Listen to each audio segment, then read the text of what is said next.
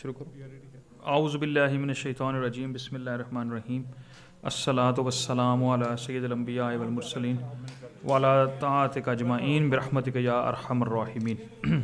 Inshallah, today we will finish Surah Mubarakah Namal, the last 2 pages, and then we will finish the whole Surah Al-Qasas, which means the stories of the prophets.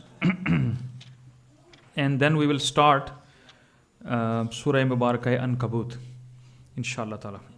So just the last 2 pages, some of the subjects discussed in Surah Mubarakah Namal. The 20th juz starts with Aman khalaqa samawati wal ard wa anzala lakum minas samai ma'an fa ambatna bihi hadaika zata bahjatin ma kana lakum an tumbitu shajaraha ilahum ma'allahi. And Allah subhanahu wa ta'ala is giving its arguments and this word 4 times have come that Allah subhanahu wa ta'ala is asking ilahum ma'allah, is there any God other than Allah subhanahu wa ta'ala? First, Allah subhanahu wa ta'ala says that Allah is the one who created the heavens and earth, and He is the one who put the rain. He dropped the rain from the heavens, and from that rain the gardens of different colors have grown on the earth. So is there anybody else who could do that? But the expression is really the same expression, Allahun ma'allah. Is there any ilah other than Allah subhanahu wa ta'ala? Is there any other personality in this universe worthy of worship besides Allah subhanahu wa ta'ala?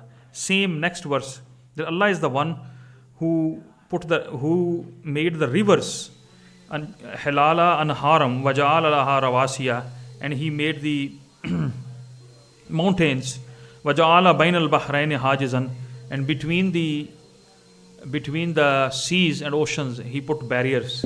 Then Allah subhanahu wa ta'ala asks, Ilahum ma'allah, is there any God other than Allah subhanahu wa ta'ala who has done this?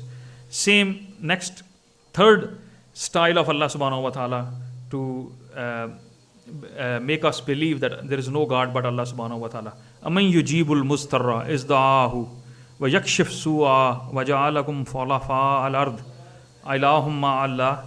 Who is the one who answers the prayers of the anxious people? When somebody needs something and he is very anxious and he prays to Allah subhanahu wa ta'ala, Aman yujibul mustarra izda'ahu. Who is the one who accepts the prayer of the anxious? Wa yakshif su'a, and who removes something that was causing harm to you, and who removes your difficulties. Waja'alakum khulafa al-ard ilahum ma'allah. Is there any ilah besides Allah subhanahu wa ta'ala? This is the third. The fourth one, Aman yabda'ul khalqa summa yu'iduhu wa man yarzukum minas samai wal ard ilahum ma'allah.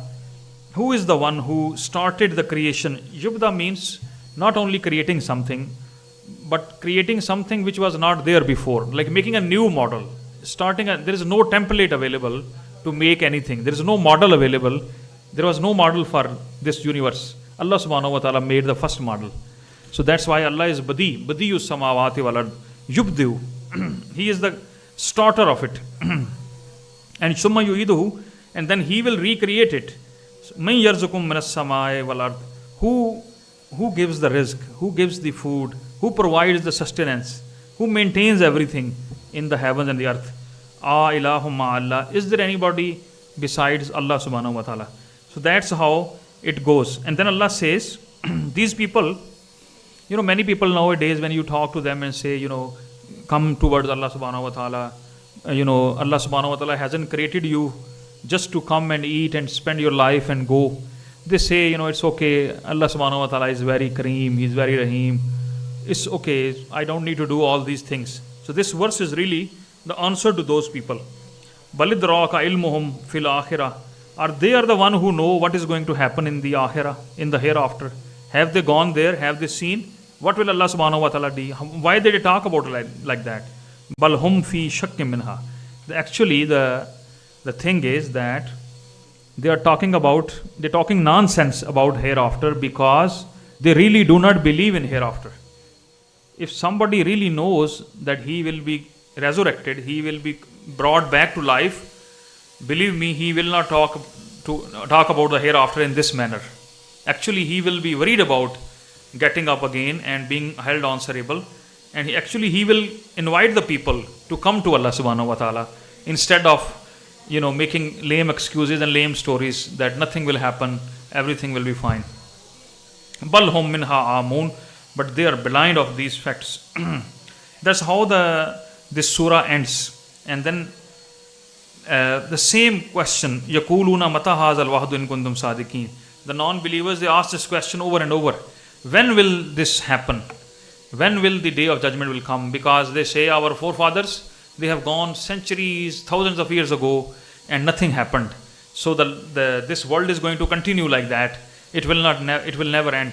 But Allah subhanahu wa ta'ala says that I am the one who knows. Kul asa an yakuna radifa lakum ba'z allazi yastastajilun.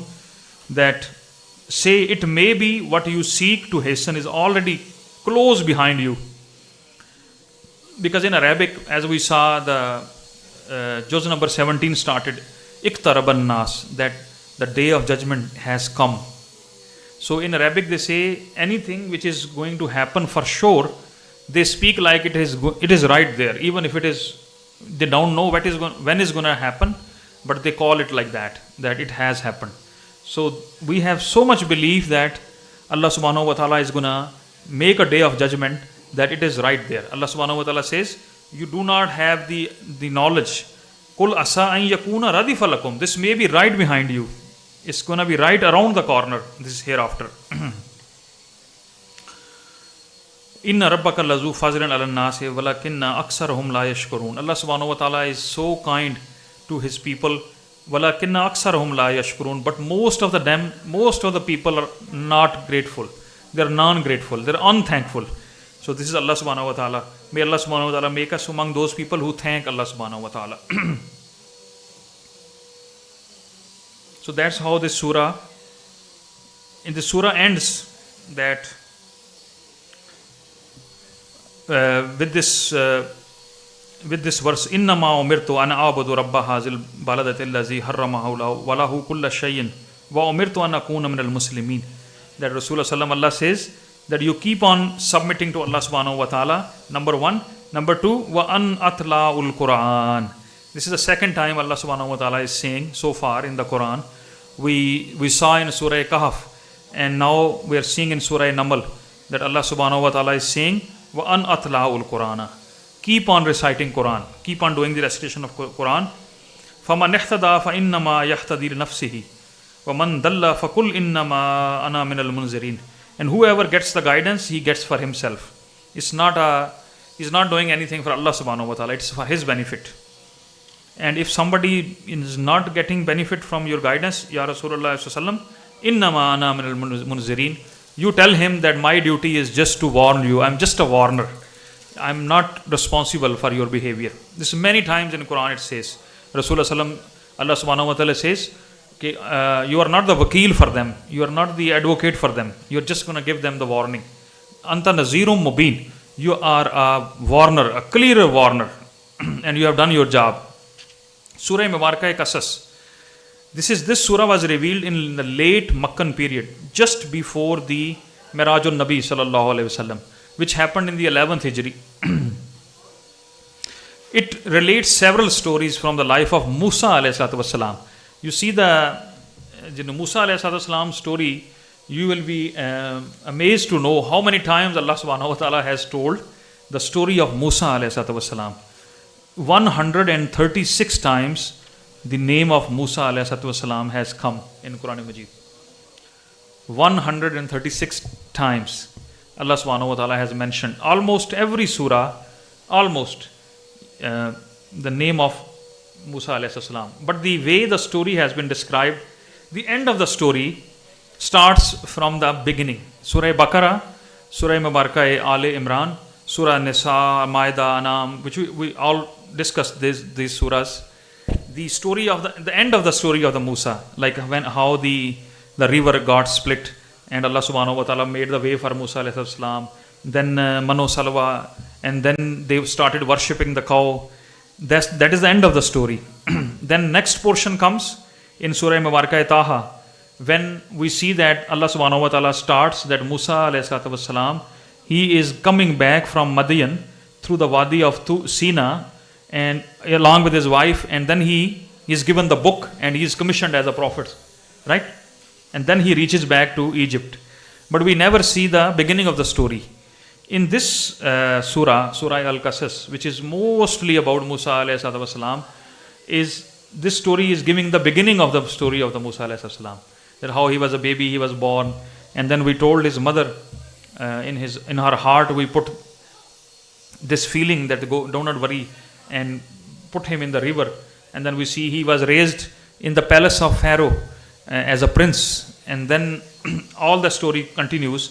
But this is how Allah subhanahu wa ta'ala has shaped, and every time the story comes in a different portions, different segments of the life of Musa alayhi salatu wasalam, there's a different meaning, there's a different lesson in it.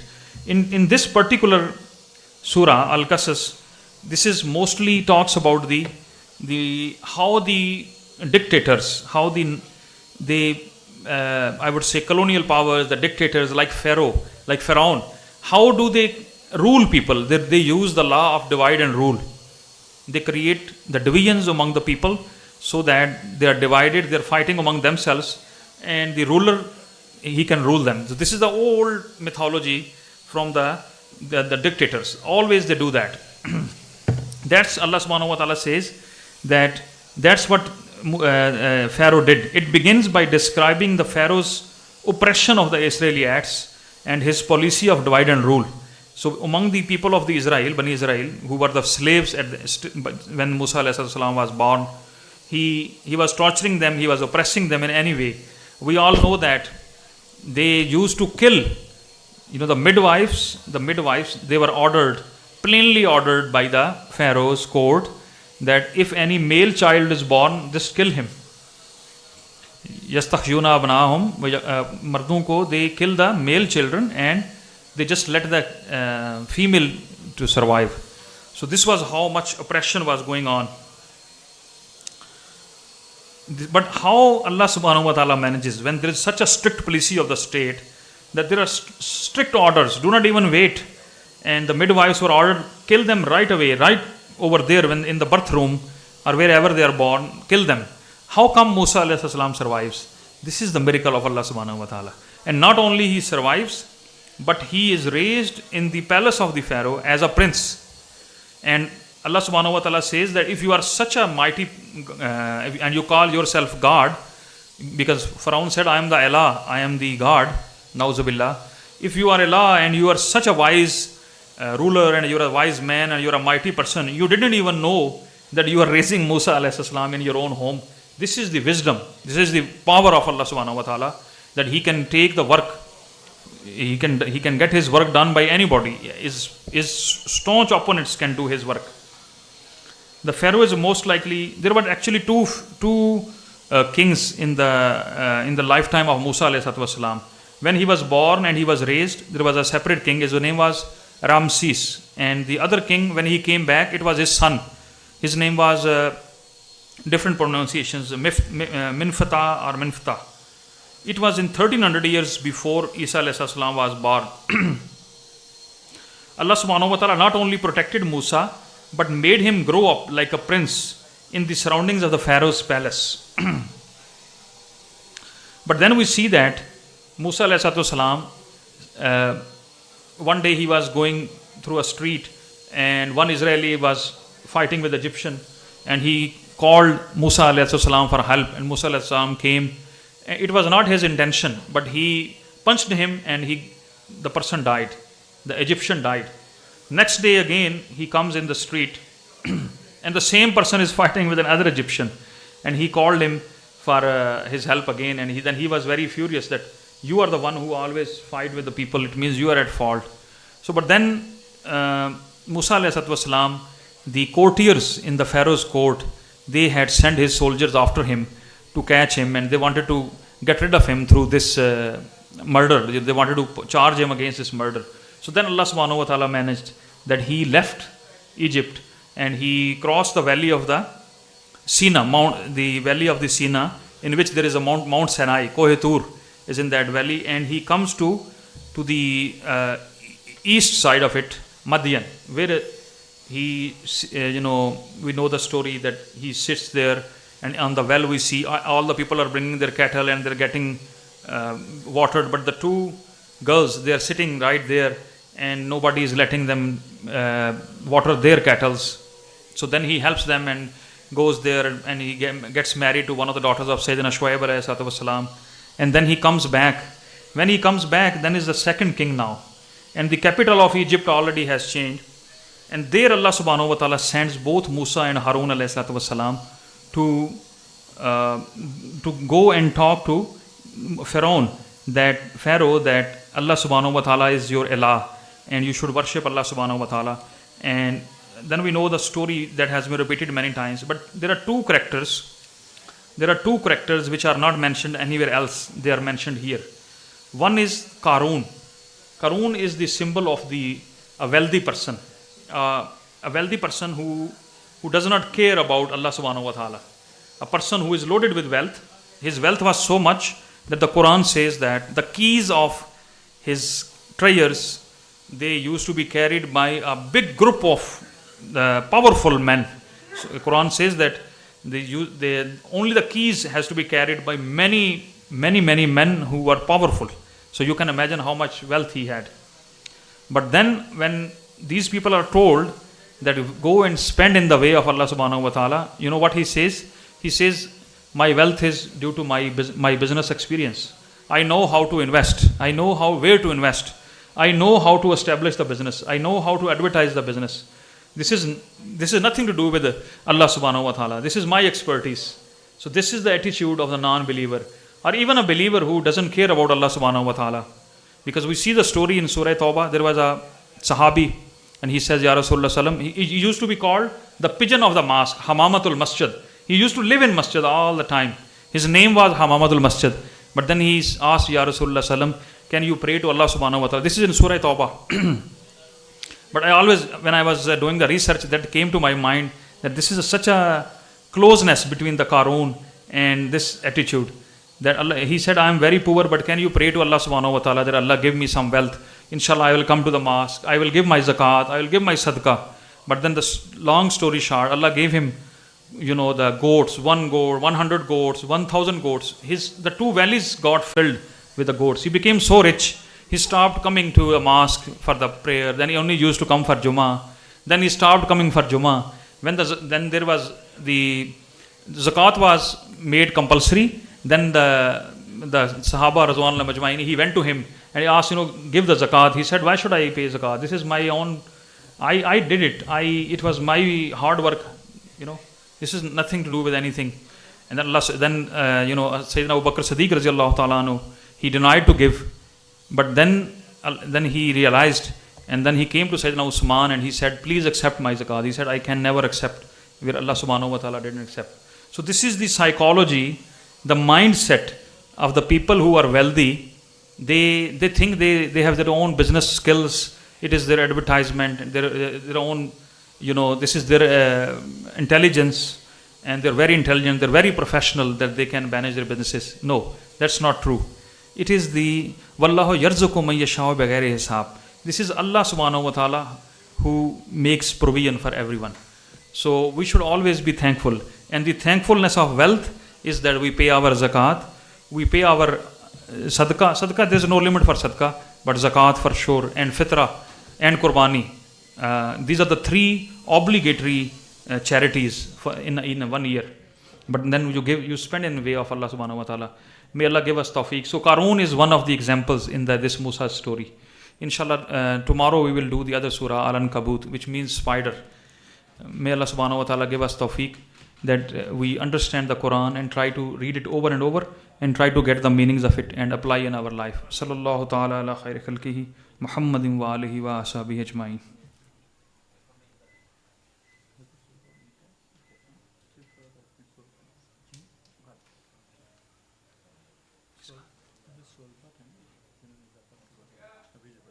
उनका नाम मैं अभी बता दूँ सूरह तौबा